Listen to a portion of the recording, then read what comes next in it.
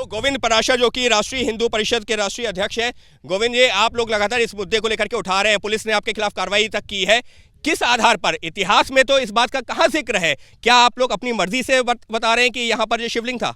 हिंदुओं को तो अपनी मर्जी से ही होते हैं। राम मंदिर का भी फैसला आया था, उसको भी मस्जिद बता रहे थे क्या फैसला है, राम मंदिर के फैसला है। ये तो हम कई दिनों से, ये तेजो महल है जिसको तोड़वा के यहाँ पे जो हमारे जो याचिका डली है ना, वो इसी आधार पर डली है। अगर ये खुल गया एक कमरा तो सारी सच्चाई आ जाएगी। हम इसको मांग करते वो सुप्रीम कोर्ट के आदेश थे या सरकार के आदेश थे, किसी से भी वो कोटा खुल जाए, उसके बाद दूध का दूध पानी का पानी हो जाए, दूध पानी का पानी। लेकिन इतिहास में कहीं इस बात का जिक्र है? क्योंकि अगर इस तरीके का कोई मामला आता है, वहां बहुत सारे तथ्य देखे जाते हैं, किसी के मेरे कह देने से, आपके कह देने से नहीं होता है। इतिहास तो मैं बता रहा हूँ ना, राम मंदिर के लिए भी कहाँ मान रहे थे, राम मंदिर मान रहे थे, राम मंदिर की खुदाई हुई, सच्चाई सामने आई, प्रभु राम का मंदिर बन रहा है। इसी तरह इसकी भी खुदाई होगी, जो भी आगे जांच आएगी उसके तरफ सरकार या सुप्रीम कोर्ट जो आदेश करेगा वो मान्य करेंगे। मुस्लिम समाज के कुछ लोग हमारे साथ में हैं, इनसे बात करते हैं। साबिर अली जी जो कि यहीं पर रहते हैं, सालों से जो ताज के पास में रहते हैं, ये बताइए साबिर अली जी, कहा यह जा रहा है कि ये तेजो महल है लगातार, क्योंकि आप लोग तो सालों से यहाँ, बचपन से आपने अब तक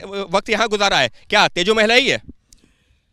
मैं अपने सभी सम्मानित साथियों से पहले हाथ जोड़ के प्रणाम करता हूँ और बधाई देता हूँ अपने माननीय गोविंद पाराशर जी को, जो हमारे राष्ट्रीय अध्यक्ष। ये बताइए, क्या ये इनका जो मान्यवर, मैं आपके मुद्दे पे आऊँगा, पहले अपने भाई को बधाई दे दूँ।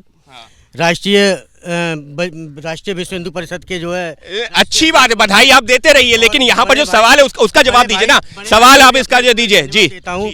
साथ ही माननीय सुप्रीम हाई कोर्ट के अंदर जो याचिका लगाई गई है, मैं मानता हूँ कि अगर ताजमहल के अंदर 22 कमरे हैं और 22 कमरे के अंदर अगर ऐसा कुछ तत्व है तो कोर्ट का आदेश सर्वप्रिय है।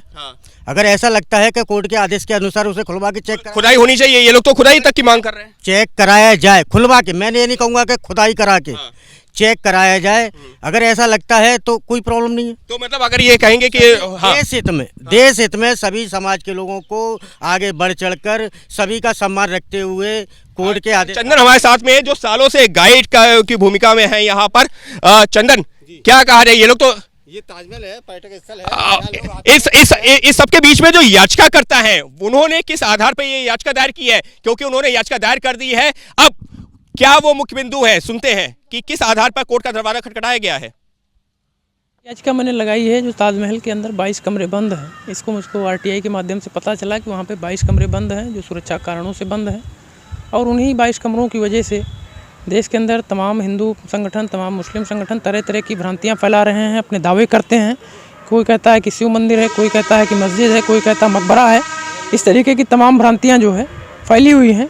तो इसी के निदान के लिए कि माननीय न्यायालय में मैंने एक याचिका लगाई कि आप उस कमरे को खोल दीजिए, उसकी वीडियोग्राफी करा दीजिए, ताकि चीज़ें क्लियर हो जाएं कि वो है क्या। मैंने इसलिए कहा है क्योंकि तमाम हिंदू धर्मगुरु भी कह चुके हैं कि वहाँ पे मंदिर है, और ऐसे कुछ फाइंडिंग रिपोर्ट्स भी हमारे पास थी, जो जिन किताबों के अध्ययन किया मैंने, उनसे भी पता चला है कि वहाँ पे मूर्तियाँ हो सकती हैं। और आप सबसे टॉप पे देखेंगे तो वहाँ पे कलश दिखता है। आज भी आप अपने गूगल पे ताजमहल की एक फ़ोटो निकाल के देखेंगे तो सबसे ऊपर जो चांद है, चांद के ऊपर कलश रखा है, और मुझे लगता है कलश में इस्लाम का कोई रोल नहीं है।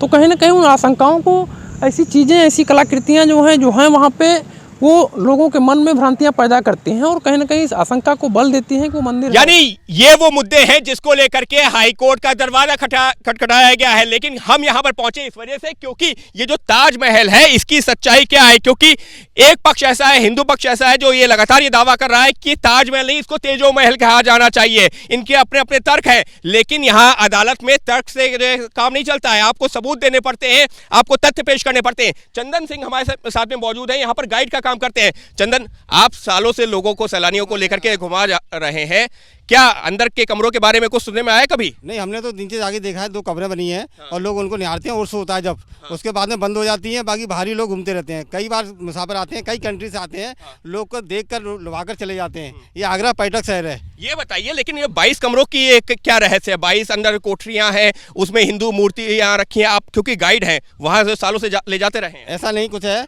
ये तो ASI अपना पुष्टि देगी, जांच करके क्या है क्या नहीं है, वो कोर्ट उन पर मान्य करेगा क्या है। लेकिन आप तहखाने में गए हैं? नहीं, हम तो नीचे गए हैं जहाँ 2 कमरे बनी हुई हैं, वहां तक गए हैं, वहां पर कोई कोठरी आपको नजर आई? कोठरी नहीं, बस वो राउंड था उसका। अच्छा,